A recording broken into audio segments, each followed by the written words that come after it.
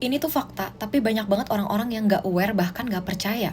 Hanya karena hal ini tidak terlihat. Namanya spiritual warfare atau peperangan rohani. Terutama kalau kalian adalah umat Kristen, pasti kalian udah nggak asing lagi sama kata-kata spiritual warfare ini. Di dalam hidup manusia ini, kita setiap hari sebenarnya bertarung sama yang tidak terlihat. Lebih daripada yang kelihatan. Pernah dengar kan kalau dalam hidup manusia itu kita terdiri dari 3 hal, tubuh, jiwa, dan roh.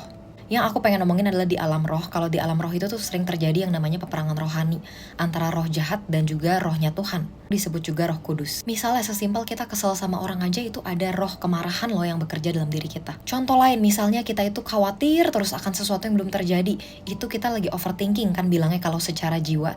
Tapi secara roh itu sebenarnya ada spirit of fear atau roh ketakutan. Setiap hari, apalagi umat Kristen, kita punya Roh Kudus. Itu mereka yang akan bantu perangin kita untuk melawan roh-roh jahat. Dan tentunya Roh Kudus ini dari Tuhan, yang artinya Tuhan yang akan berperang untuk kita, dan kita cuma tinggal diam saja.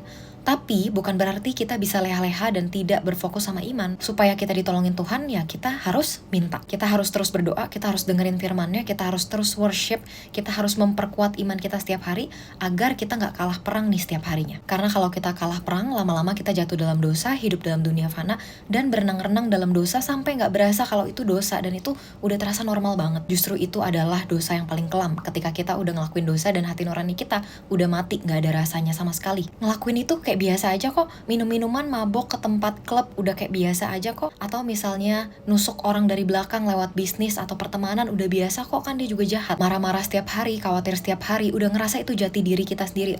Itu serem banget. Jangan sampai kita kalah dalam peperangan rohani, makanya kita harus siapin perlengkapan rohani.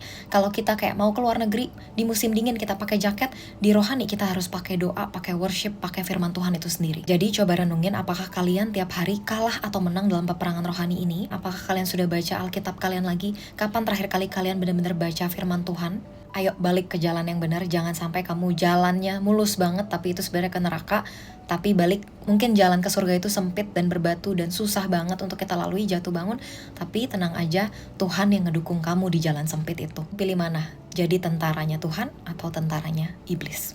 Tuhan udah kangen banget sama kamu dan dia pengen ngomong itu lewat videoku ini. God bless you and let's connect to more thoughts by following my account.